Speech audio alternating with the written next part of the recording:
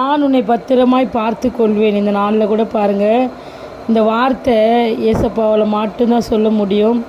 பாருங்கள், நோவாவுடைய காலத்தில் பெரிய ஒரு ஆபத்து ஏற்பட்ட காலத்தில் பாருங்கள், தேவன் ஜலத்தினால் இந்த தேசத்தை நான் அழிக்க போகிறேன்னு சொல்லும்போது நோவாவுக்கு மாத்திரம் தேவன் அவருடைய குடும்பத்தினருக்கு ஒரு பேழையை செய்து கொள்ள சொல்லி நோவாவுடைய குடும்பத்தை தேவன் அந்த பேழைக்குள்ளே பத்திரமாய் பாதுகாத்து கொண்ட தேவன் இந்த நாளில் உங்களையும் உங்கள் குடும்பங்களையும் எல்லாவற்றிலும் கர்த்தர் பத்திரமாய் உங்களை பார்த்து கொள்வார்.